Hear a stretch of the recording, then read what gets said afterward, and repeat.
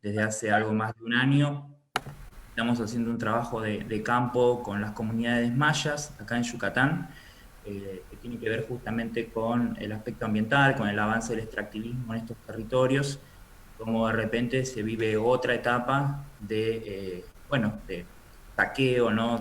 Justamente de depredación del recurso natural y un avasallamiento permanente de los derechos de las comunidades.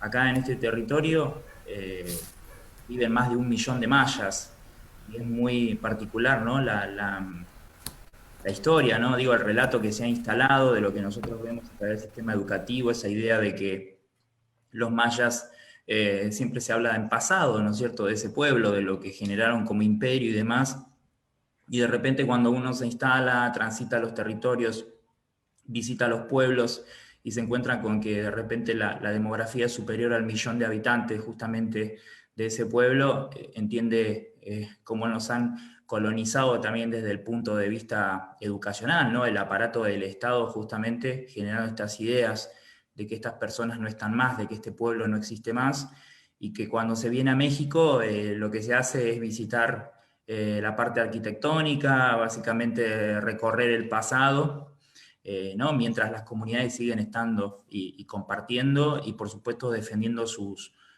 costumbres, sus lenguas. Acá el maya es un lenguaje muy difundido, muy hablado.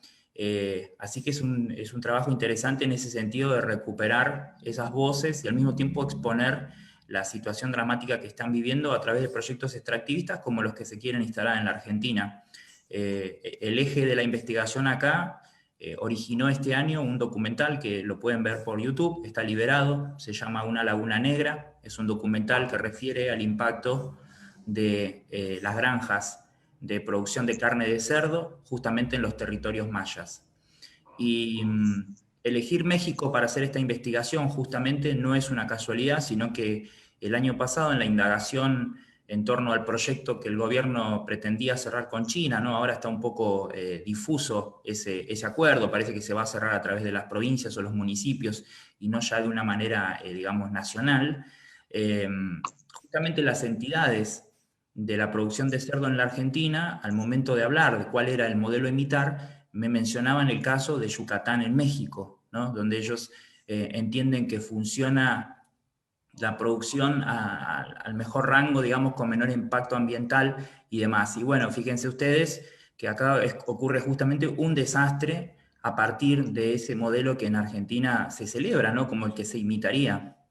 En este territorio, en la península de Yucatán, no hay ríos, por ende toda la provisión del agua potable depende de los cenotes, que bueno, si alguno ha estado en México saben de qué se trata en esta zona, para otras personas es básicamente pozos subterráneos, una suerte de cavernas, ¿no? Donde se almacena el agua de la lluvia. No hay otra forma en la península de garantizarse agua potable si no es a través de los cenotes que están presentes, por supuesto, a lo largo de la historia del pueblo maya y de otras civilizaciones, ¿no?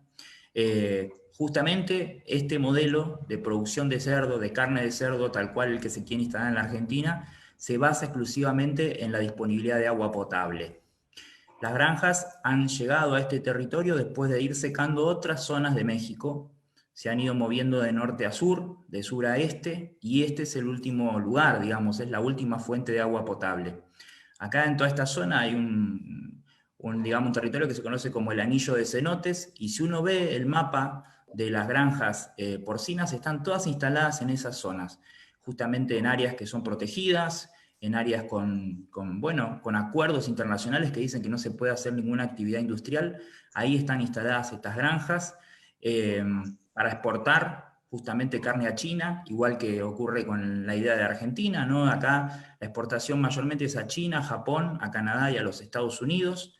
Y por supuesto que, como conocemos, todo el impacto ambiental queda en el territorio, queda para estas comunidades, que no son tampoco parte de estos procesos, porque bueno, cuando se generaron estas instalaciones, alrededor de una década, se hablaba de lo mismo de lo que escuchamos en la Argentina respecto de este acuerdo, ¿no? O sea, que se iba a generar trabajo, ¿no? Que iba a generar una suerte de progreso para estos pueblos. Estas comunidades son muy pobres, con muy poca salida laboral, y hoy, 10 años después, encontramos, por supuesto, que todo lo contrario, ¿no? O sea, así como han depredado el agua, así como depredan los espacios naturales, también depredan el recurso humano, ¿no? Con un trabajo intensivo de explotación de estas comunidades.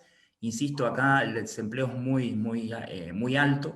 Por ende, como me decía justamente Alberto, un amigo de las comunidades que está en una laguna negra en el documental, decía, bueno, cualquier pueblo pobre que de repente escucha que viene una gran empresa se ilusiona, ¿no? Lógicamente, porque es trabajo, porque de repente quizás pueden acceder a otras cosas. El grado de postergación de las comunidades acá es muy fuerte y no es algo que ha cambiado en los últimos años con López Obrador, sino todo lo contrario, les diría. Acá hay una intensificación del modelo extractivista a un nivel muy elevado. Habrán escuchado hablar quizás del proyecto del Tren Maya, que es otra iniciativa que se ¿Qué está pasa, Charlie? consolidando Gracias por con este... salud y pronta recuperación de Charlie, Carlos Sánchez. ¿Cómo? Perdón. Ah, perdón, no, está bien, escuché a alguien que me estaba hablando.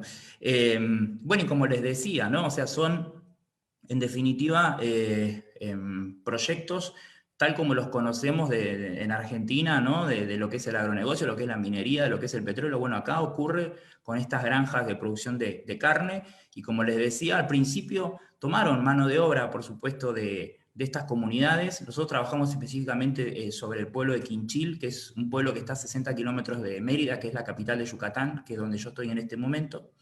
Y hoy por hoy las granjas no contratan más personal de esa zona, y los pobladores ya no quieren trabajar en esos lugares, ¿no? Después de haber sido sometidos a tratos inhumanos, a jornadas de 10, 12 horas, por supuesto. Hay infinidad de testimonios de personas que han ido a trabajar con COVID, ¿no? Bajo este apercibimiento que si no los iban a echar, cosa que terminaron sufriendo después.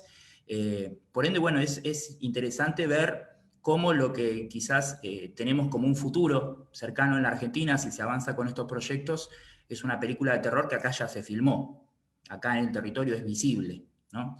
Y como cuentan las comunidades, cuando uno les pregunta cuál es el consejo para dar de repente a países como Argentina, como Uruguay, también que está negociando, o Brasil, que también está negociando sus granjas, cuál es el mensaje que se les da, ellos dicen que hay que evitar de toda forma la instalación de estas compañías, que una vez que estas compañías se instalan, después es muy difícil quitarlas, porque existe, por supuesto, un vínculo, una alianza fuerte con el poder político, son compañías muy fuertes.